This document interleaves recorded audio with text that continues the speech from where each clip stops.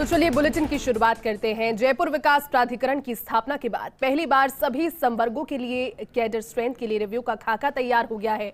युवाओं को रोजगार देने और जेडीए कार्मिकों को पदोन्नति के नए अवसर देने का मामला पिछले करीब 2.5 महीने से वित्त विभाग के पास लंबित था। क्या है ये पूरा मामला, देखिए ये खास रिपोर्ट। जयपुर विकास प्राधिकरण की स्थापना 5 अगस्त 1982 को हुई थी। अब तक 40 साल के सफर में पहली बार सभी संवर्गों के कैडर स्ट्रेंथ से फिर से निर्धारण का प्रस्ताव तैयार हुआ था। नए सिरे से कैडर स्ट्रेंथ के निर्धारण की सबसे बड़ी वजह शहर का तेजी से बढ़ता आकार और बढ़ती आबादी की बढ़ती जरूरतें हैं। जेडीए के तत्कालीन सचिव उज्जवल राठौड़ की अध्यक्षता में अधिकारियों की कमेटी बनी थी। कमेटी ने जरूरत के मुताबिक जेडीए में पदों की संख्या घटाने और बढ़ाने की सिफारिश की थी। जेडीए आयुक्त रवि जैन की अध्यक्षता में कार्यकारी समिति की हुई बैठक में इसको लेकर मंथन हुआ और कैडर स्ट्रेंथ को रिव्यू करने के प्रस्ताव को मंजूरी मिल गई। नगरीय विकास मंत्री शांति धारीवाल ने भी मंजूरी दे दी है। कैडर स्ट्रेंथ के रिव्यू से कई फायदे होंगे। भविष्य की जरूरतों के मुताबिक मंथन कर पद फाइनल हुए हैं। नए सिरे से कैडर स्ट्रेंथ के रिव्यू से जनता को फायदा मिलेगा। मैन पावर की कमी से जेडीए से संबंधित कार्य और विकास कार्य नहीं अटकेंगे। जेडीए सेवा के बढ़ाए गए पदों की नई भर्ती होगी। एक्स कैडर के पदों पर प्रतिनियुक्ति पर आने वाले कार्मिकों के लिए भी पहले से ज्यादा मौके मिलेंगे।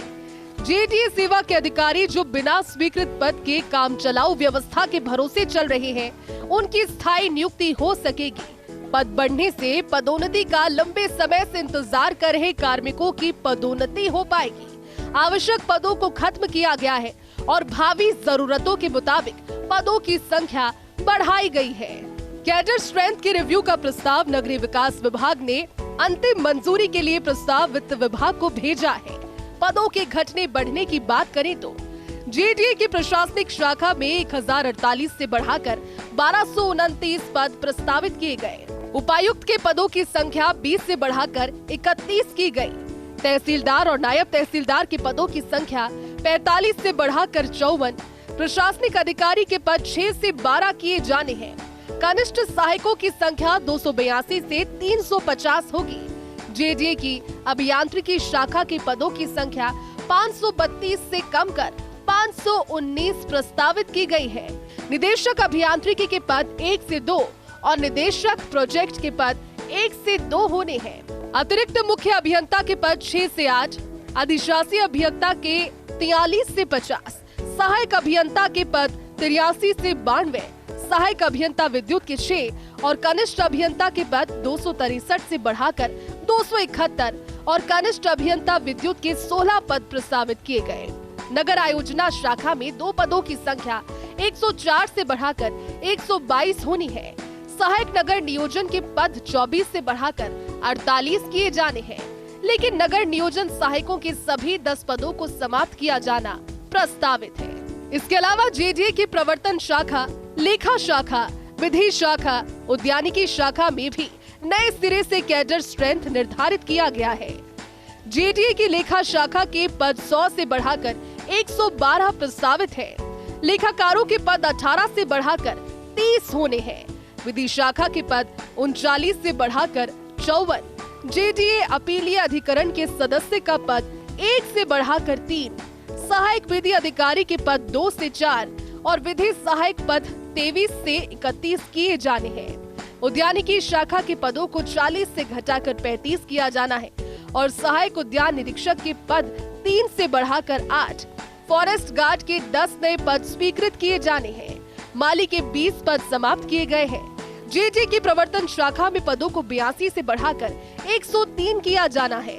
उप नियंत्रण प्रवर्तन के पद 4 से बढ़ाकर 8, प्रवर्तन अधिकारी के पद 15 से बढ़ाकर 30, कांस्टेबल के पद 24 से बढ़ाकर 35 किए जाने हैं। सूचना तकनीक के बढ़ते इस्तेमाल के चलते सबसे ज्यादा बढ़ोतरी आईटी शाखा में की गई। 16 से बढ़ाकर सीधे 132 पद करने की तैयारी है और सूचना सहायकों के पद 5 से बढ़ाकर सीधे 100 किया जाना प्रस्तावित है। जेडीए जयपुर की कैडर रिव्यू की पत्रावली लगभग 3 माह से फाइनेंस डिपार्टमेंट राजस्थान सरकार में विचाराधीन है। जिसकी स्वीकृति हेतु हम कई बार माननीय प्रमुख शासन सचिव वित्त एवं शासन सचिव वित्त से निवेदन कर चुके हैं, परंतु आज दिनांक तक कैडर रिव्यू की स्वीकृति फाइनेंस डिपार्टमेंट राजस्थान सरकार द्वारा जारी नहीं की गई है। फाइनेंस डिपार्टमेंट से स्वीकृति मिलने से युवाओं को रोजगार मिलेगा, जेडीए में भर्तियां होगी तथा जयपुर को और ज्यादा विकास की गति मिलेगी।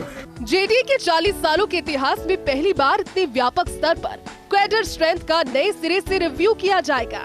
प्रस्ताव वित्त विभाग में पिछले करीब 2.5 महीने से लंबित है। वित्त विभाग की स्वीकृति मिल जाती है तो बेरोजगार युवाओं के लिए जेडीए में भर्ती के अवसर खुलेंगे और तेजी से बढ़ते शहर की भावी जरूरतें भी पूरी होंगी। फर्स्ट इंडिया न्यूज के लिए अभिषेक श्रीवास्तव की रिपोर्ट।